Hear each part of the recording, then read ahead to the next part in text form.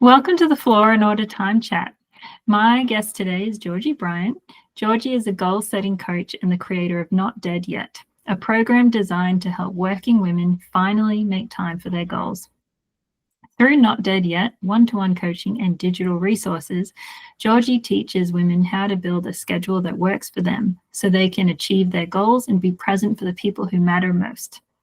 She is a certified coach through the Beautiful You Coaching Academy and the Life Coach School, and has worked for industry leaders like Sarah Jenks and the Life Coach School. So welcome, Georgie.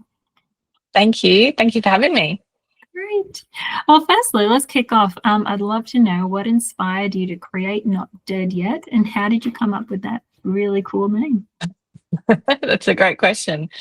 So I've been a coach now for 8 or 9 years, but this idea of Not Dead Yet came to me during one of my own coaching sessions when I was being coached at the end of 2023. So my coach was asking me, like, what did I want to do into 2024? That's always a great time to set goals and look at our schedules and that sort of thing. And I was entering my 40s and I was thinking, I want to be really healthy. I want to be energized. I want to have a great relationship. I don't want to kind of, skimp on my goals. And she was like, okay, within the Taylor Swift vernacular, like, what kind of era are you going to have? And I was thinking, oh, maybe it's my energized era or something like that. And then as we were talking, the thought just came to me like, no, it's like, I'm not dead yet. I'm kicking into this new decade and I really want to still go after my goals and still feel really inspired. And that's where the name came from. And that has resonated with so many people since I created that program. Gosh, yeah, almost 18 months ago. Gosh, very good. And so your own coaching inspired this. And so how long have you had coaches in your life? Oh, that's a good question too. I think I had my first coach in maybe 2014. So I've told the story before that I remember reading about life coaches maybe on the Age website or something like that at the time and thinking, who would need a coach for their life? That was my initial thought when I saw it all those years ago. And then I've always been very into personal development. And then as I explored more, I was like, who wouldn't want a coach for their life? Why would we not take advantage of this? And I remember, back in 2014, getting a new job, getting a pay rise, getting healthier, all of these things just from working with one coach for, say, 6 months way back then. So I was hooked myself from that point on. Wow. And is that where your love of time started, or was that already something you were in love with prior? Yeah, I'm pretty sure you might be the same, but I think time management is something that is innate within some sort of people. So I'd say I've always been a pretty organized, interested in scheduling, interested in planning kind of person. And I actually worked as a project manager for a number of years and got to the point where I was managing $1 million projects, things like that, and thinking, okay, I think I'm really good at this sort of stuff. And then within my corporate workplace back then, people would say, oh, this person's not doing really well with their time management. Could they talk to Georgie? Oh, cool. So I sort of became known as a bit of a guru around the office and helped a lot of people. And I think that's when I realized, A, how much I enjoyed it, B, how important it is to people, and then C, I think having your time under control just gives you so much freedom and so much scope to do the things that you want to do in your life too. Definitely. And I love how that's very similar to me, how that's kind of it's come out of the workplace, and then people started noticing it even though it wasn't quite your key responsibility. One of yeah. Yes. And so how have you seen your relationship with time evolve over the years since moving from corporate into your own business? Yeah. I think my relationship with time evolved from taking on probably society's view of time to then studying to be a coach and kind of evolving my own view of time. So to explain that, I tell a story of, I remember, like, I have children now. I didn't, obviously, at some point, and I remember being out at a bar with some friends, and there was a woman there who was a friend of a friend, and she was saying how busy she was, and she said, you know, I had one child and I thought I was busy, and then I had two children, and then I really knew what busy was, and then now I've had a third child, and now I know what busy is. And I remember back then just kind of like nodding along and thinking, oh yes, this is just normal, and this is what happened, and, you know, 100% believing her. And of course she probably was busy, quote unquote. But I think society really impresses this view upon us of either you have to be busy, or this is the kind of life you will have, and therefore you'll be busy and stressed and overwhelmed. And I really bought into that as well. You know, I used to run from meeting to meeting back in the corporate life. I used to rush to the gym. I used to rush to cook dinner, all of these things, and thought I had a very, very busy schedule. And then through coaching, I started to understand that my thinking about time was really creating my experience of it, which is what I coach a lot of people on, and is what the mind bendy part of all of this is, which is, of course, if I think I'm busy, I'm going to feel busy, and I'm going to rush around, and I'm going to create that cycle. Whereas if we can get to a point where we think, for example, there's plenty of time for everything, or, you know, I'm really great at scheduling and I'll find the time for everything. Like, even saying that, I can feel like my body change, that, like, oh, ease, peacefulness. Okay, now I'm going to, you know, do one task at a time, for example, or time block, or plan everything out. And then that creates a completely different view of time as well. So that's kind of where my evolution has come from. Yeah. And I don't know if you remember this, but one of our first interactions, I think, on Instagram was we were talking about priorities and how the historical background, like, which suggested how much we both love this topic of reading into it. When did it go from priority to priorities? And it doesn't even make sense, because you can't have priorities, but that's like the space in the society we live in, that we do have priorities now. And it's a lot of the work is bringing people back to what are we time blocking, and how are we using this time? And as you say, one task at a time, not the multitasking fallacy. Yeah. And how does overwhelm feel in your body? You said, and I love that, how you talked about the feeling in your body and how you can even feel the difference of describing it. How does it feel for you? Yeah, well, I will just say, like, I think what I just kind of demonstrated, if people are watching this episode in particular, is that we do create our feelings with our thinking, right? Because I just thought some overwhelming thoughts, and then I felt it in my body, which I'll explain. And then I just thought some peaceful thoughts, and then I felt that peaceful feeling, which kind of is the point of what we were talking about, that overwhelm is subjective because it is created by, like, what I'm thinking. So for me, overwhelm definitely feels like, and I was talking to a client about this yesterday, like that very frantic, tight chest, like you haven't had a deep breath all day. I think that real, as we were saying, like that real distracted feeling as well. So I can't start anything, or I can't finish anything. And yeah, it feels pretty awful that yet a lot of people, my clients and yours included, living in that state day to day. And that's really, really highly stressful, I think.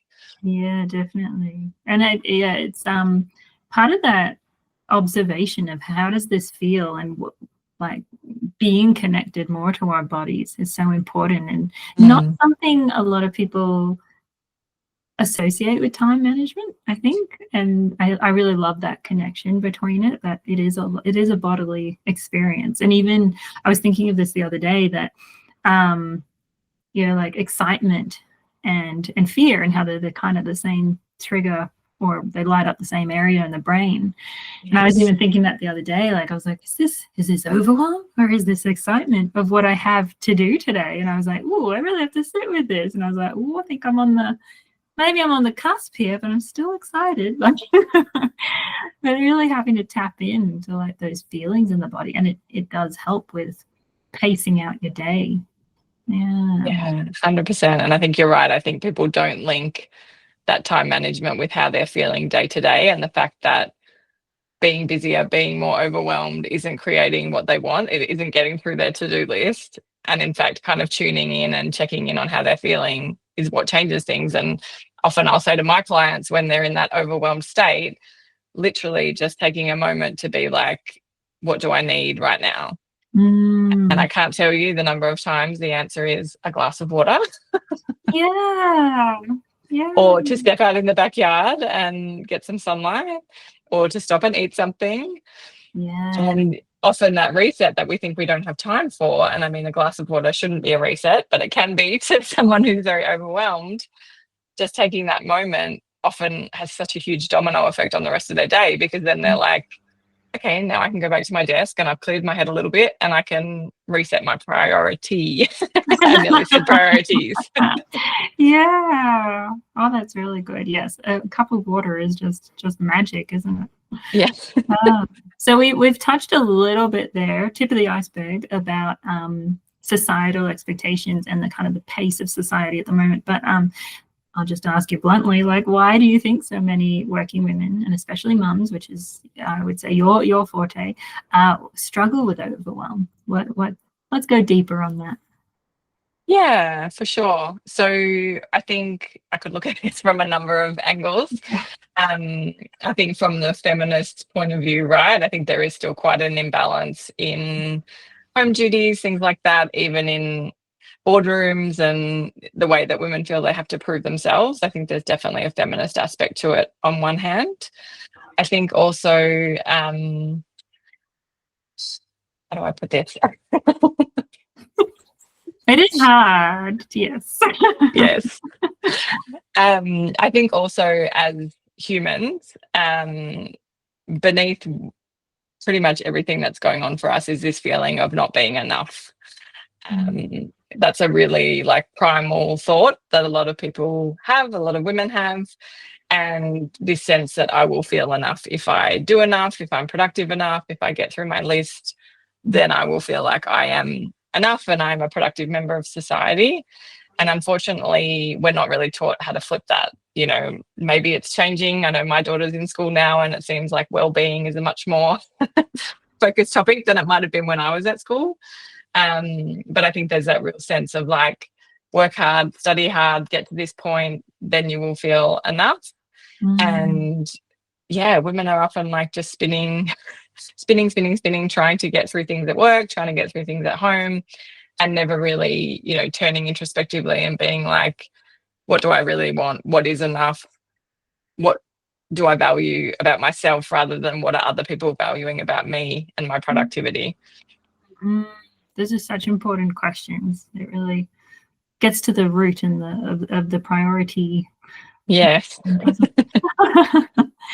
Something you said there was amazing. Well, all of it was amazing, but let me just see. Yes. So when people are like linking that back to the busyness, and when someone says to you, I just don't have time, or I'm so busy, now after your years of coaching, how do you respond? It's always something I struggle with, like responding to that. So it'd be great to hear how you cut through to that it is objective and choices. Yeah. Just checking, do you mean within like a client situation or within regular conversations? Oh, regular. Good clarification. Yes. Yeah, often with clients it's all out in the open, but like with out and about, and just conversations that you have with people, and that comes up because it's almost courageous, really, isn't it, to push against that. And although I try and resist the word busy, sometimes I do fall into the trap of saying, oh, so busy, or, you know, I prefer, oh, it's a packed week, or, you know, when I do feel like using the word busy, but I don't want to add to that, you know, swap. But it is hard. It's hard to not fall into that trend, or, you know, the but just the vernacular that is so common. So yes, rephrasing my question, when out and about in the world, what do you do when when those come up? Yeah, I think I like the way you put it, and one of my beautiful coaches that I've worked with, she puts it as life is very full at the moment. Oh, that's nice. Which is really nice. I like that too. Mm. But I will say I do not coach members of the general public or people who I'm chatting to, friends of friends or anything like that. I wish I could sometimes, but I always draw the line there. But I think from my perspective, just, speaking in that really spacious way of, and sometimes I feel busy, sometimes I feel overwhelmed. That's like a normal, like, human reaction to life. It doesn't matter who you are. I think that will come up at some point.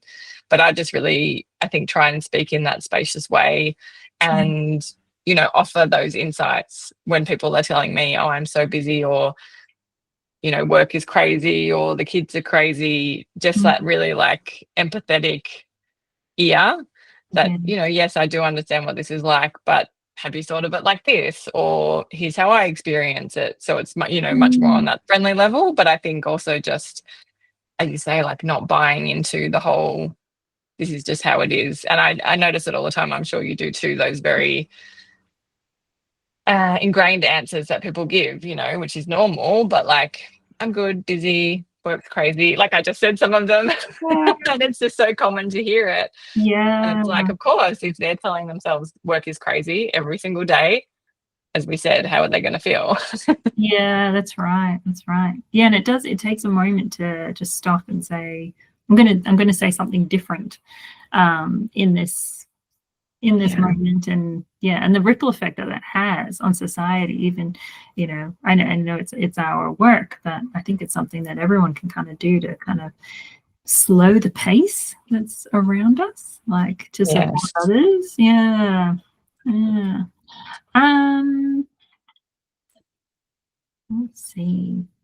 How do you approach the guilt that comes with setting boundaries or saying no? Do you feel any guilt? Or I know we see this a lot with our clients, so maybe it's their guilt. What do you say to them about that? I love this because, yes, as I said, I am a human. So I do feel guilt from time to time, wanting to accommodate beautiful clients who need to reschedule, things like that. Of course, I do that, but I'm always mindful that I need to keep my boundaries around my schedule as well, for example.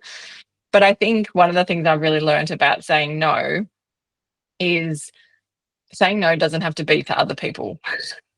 Right? Have to be to other people. So saying no can be to yourself. And let me explain that. I was coaching a client recently on this, and she was saying when she gets to work, she's always got so many emails, so many messages. I think she's on a couple of different messaging services, super, super busy and distracted. And she says, I look at the emails and then I look at the messages, and suddenly I haven't planned out my day. I haven't picked my priority. I haven't done my to-do list. And then it's 5 o'clock and I feel like I've got nothing done. So in that instance, we were talking about saying no by scheduling the time that she's going to look at emails and messages, and almost saying no to herself, right? Of, I'm feeling the urge to go and do that and I'm not going to do it. I'm going to set a boundary for myself. And even though it feels like you're saying no to everyone who sent you an email or everyone who sent you a message, we've quickly worked out like it wasn't a life or death situation. No one was following up or had anything urgent. But by taking that first, say, 30 minutes of the day for her to plan her time, for her to tick off that first priority or eat that frog, as you probably heard it put as well, like her day's transformed, right? And rather than checking messages at 8:30 a.m., she was checking them at 9 or 9:15. And there's nothing outrageous about that, but that was her saying no to the distraction and saying yes to setting up the day as she wanted and putting a boundary around that. So I like to share that with people, just because saying no can sound really scary. Boundaries can sound really scary. You're imagining saying to your boss, no, I'm not going to do that project, or, saying to your family, no, I'm not going to cook you dinner, or like Yeah. whatever it is, saying no to friends' requests. Yes, that might come into it, but I think often it's really about us setting our own boundaries in our own life and saying no to things on our own terms. So true, so true. And emails can just be such a time suck like that. You know, I love how everything keeps coming back to priorities, but you know, opening an inbox and stepping into that world first thing in the morning, it is just seeing what has come in overnight, what are other people's priorities, and yours just gets swept up completely. So it's a huge time suck. Let's see. So I love that you've said that overwhelm is 100% subjective, and we talked a bit about that. Is there anything else you would add on that? What you mean by that? It's a strong line. Yeah, it is a strong line. I 100% believe it though, but it is a strong line. I think if you're listening to this and you've never considered it, I think just letting that idea percolate for you, right? Because as we talked about already, society kind of ingrains in us that overwhelm is just our default mode, and it's not something we really have a lot of control over. And, you know, I've worked with people with very busy jobs, you know, lawyers, doctors, accountants, mums with lots of kids, mums with 5 kids, you know, all those things that sound very, very busy. And these kind of strategies apply to everybody, right? Like, yes, you may be overwhelmed because you have a really big workload and you in fact need to delegate some of it. It's not like you can't, you know, make changes in your life to reduce the overwhelm. But I think, as we talked about, it's often this cycle of thinking that we're in that makes it feel like it's out of control.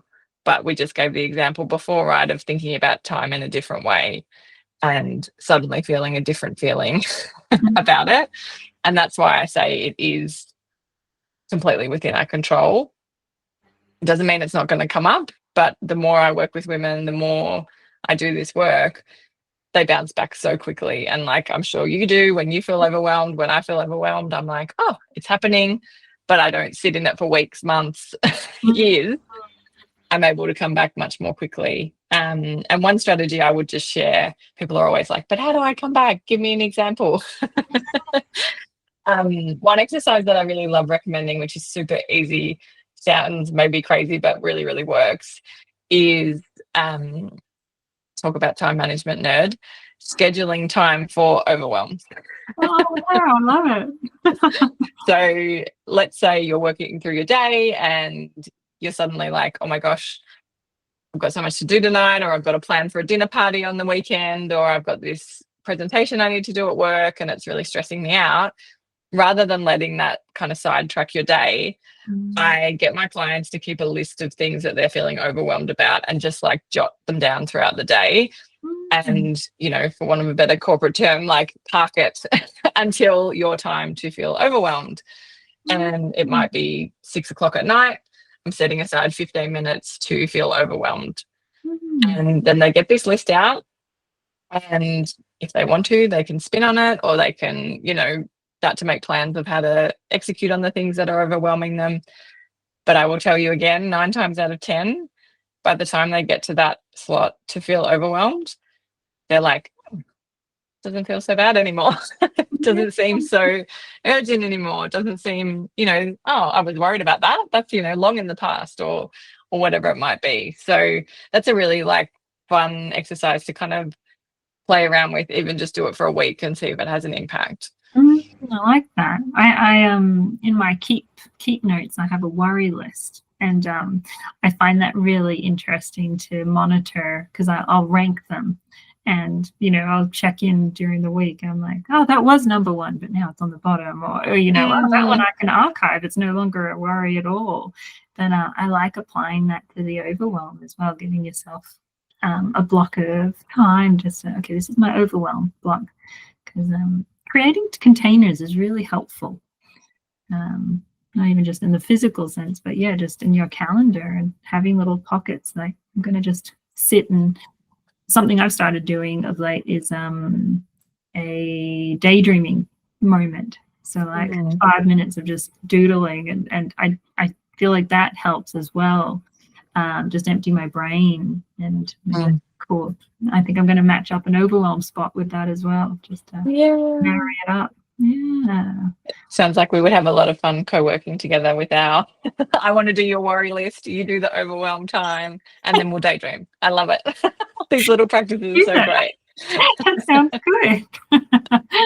And that sort of leads to another question I have, like, what's something people would be surprised to learn about your own time management habits? That's a good question. I think what people would most be surprised about, and this isn't always the case, but it probably has been and this is what happens, I think to a lot of people, is you kind of get in a practice and then eventually you get sick of it. I actually don't like planning my time. At the moment. That is a surprise. At the moment, I teach in my Plan Your Week workshop, which you can get as well. But on Sunday afternoons, I always plan my time, and I can't tell you like how much of an impact that's had on my life over the last few years. But I don't look forward to it. So you'd be surprised to hear it, but it's one of those like, got to take the medicine and I know it will pay off. It's like, got to go do the workout because I know it will pay off. So that's something, that I think people would find surprising. I've certainly found ways to enhance it, like, get a nice cup of coffee, get a candle, like get nice stationery, things like that. I always kind of enhance it. But innately at the moment, I'm like, I don't want to do this, but I'm going to do it anyway.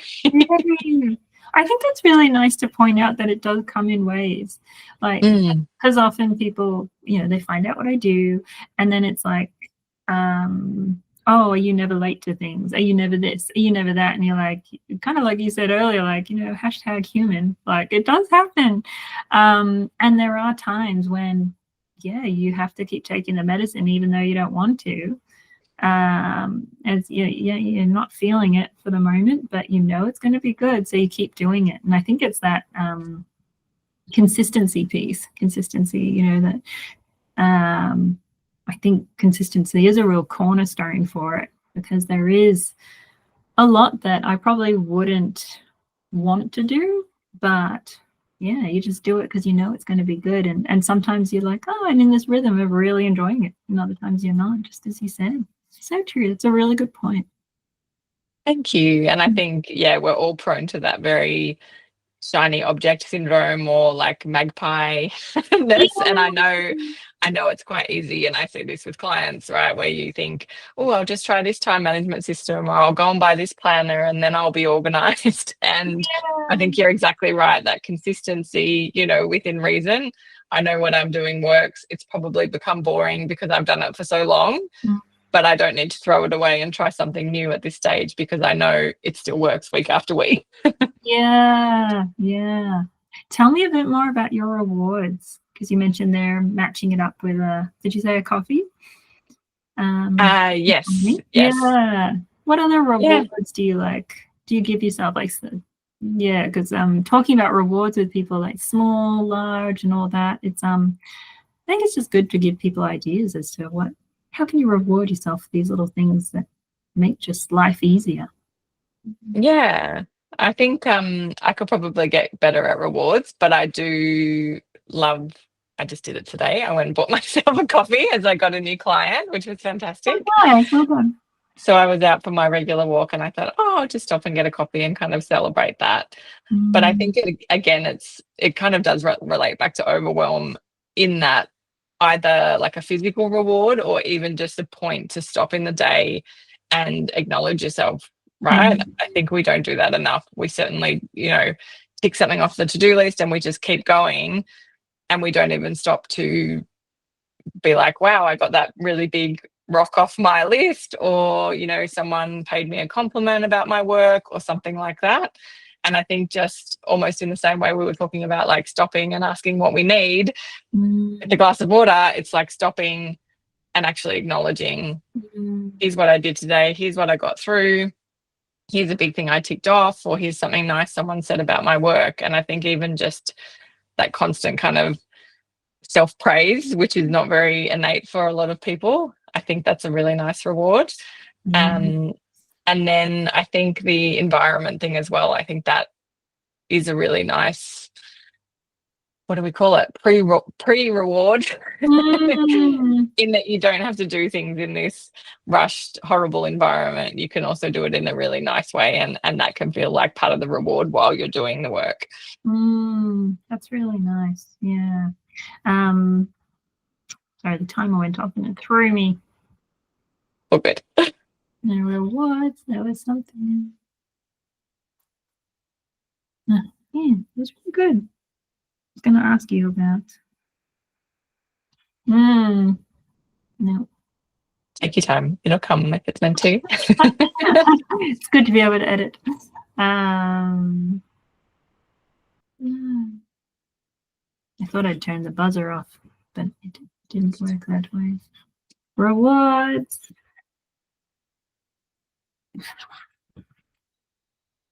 Actually, so I've had a brain fart, and this links a little bit to menstrual cycle awareness. And I wonder if you, like, knowing where I am in my cycle right now, this makes sense then. Brain farts are happening. Is that something you bring into your work? And does it help with the overwhelm discussion as well? Yeah, I'm certainly aware of the menstrual cycle phases, and I'm by no means an expert. But one of the things that does consistently come up with my clients, which again has become one of those little practices and exercises that I recommend, is certainly in premenstrual time, or wherever it pops up for you. Sometimes it's 1 to 2 days, sometimes it's a whole week, depending on who I'm talking to. That is often when our brains will tell us, sell your house and move city, quit this business, quit your job, divorce your partner, like whatever it might be. Yeah. I always recommend that we just, as you were saying, like make a note in your planning system and just note down those ideas. So the following week, you can check in on them and see, do I want to do these extreme things, or do I really hate my partner, or do I really hate my job? And just kind of checking in. I think that's a really nice exercise to do as well. And I often say to my clients, I have similar thoughts when I'm going through that part of my cycle, and the way I can always measure whether it's real or whether it could be related to my hormones is when I get really mad at my cat. Which never happens because my cat is beautiful. He's sleeping beside me right now. But when, he's just asking for food and that's annoying me, that's when I'm usually like, okay, that's my, indicator of what this might be related to, rather than actually feeling, upset about my life, or, feeling overwhelmed about these things. So, yeah, that's something I recommend to my clients too, to keep that list. Yes. And I like that you have that marker of, like, if it's got to the irritated by the cat, no. It's so true. And so much of time management, it does come back to observing yourself and knowing yourself and seeing what works. Very good. Oh, it was just there, the thought that I had before, but now it's gone again. It's trying to come in. And finally, Georgie, I'd just like to ask, what does success look like for you in terms of how you spend your time? What does a successful day look like? Ooh, I like that. One of my other favorite practices, I feel like I'm giving all of my little tidbits here, is when I have a fantastic day, I actually record a voice memo in my phone so that I can remember why it felt like a fantastic day. And I think when I listen back to those voice memos from time to time, the thing that usually stands out is that I was very present. So if I was, present with my daughter in the morning, if I was present in my business and was able to focus on the tasks at hand, rather than, as we were talking about, being distracted by email or messages, things like that, being present on my lunchtime walk, being present at family dinner, all of those things, I think that's actually really when I feel my most successful. And I see that with a lot of women, right? When they're actually in the moment doing what they're choosing to be doing. That's usually the real measure of success, I think. That is beautiful. That's beautiful. And that was going to be my last question, but you reminded me of my earlier thought that escaped me, which was you were talking about praise and, and celebrating our wins. And something I use is a smile file, so a little collection of that stuff. And I know people have different names for it, but you've got your voice memos, and like, what do you do with the written ones? Where do they go? Do you have a cute name for that file? I do. It's not as cute as yours. Not a competition. So mine is called the evidence file. Oh. I probably picked this up from a coach who I'm thinking of at the moment, who probably taught me about that, but it's more about building our own confidence, right? So when I was a baby coach, back in 2016, I was probably trying to build the evidence that I was worthy and a good coach. And I can imagine, lots of women feeling that way at work or feeling that way as a mum. And I tagged everything coming in written as the evidence file. So when I'm feeling wobbly, I don't use it too much anymore, thankfully. But when I need to go and have that refresher of, wait, this person thinks I'm a really good coach, or this person, commented on how I helped them in this way, that builds the evidence for me that I am good at what I'm doing, and I do deserve the confidence that I'm feeling. Oh, beautiful. Yeah, I like that. Yeah. Some other people I talked to was feathers in the cap, like the trophy room and things like that. So yeah, for those watching, if you don't have a little file just of things that are nice for you, create one, because it just gives you that boost. Just reminds you why you're doing your things. Yeah, I love that. Yeah. Well, thank you so much for your time today and for being on the time chat. And we will geek out another time. Sounds great. Thank you for having me. It was really fun.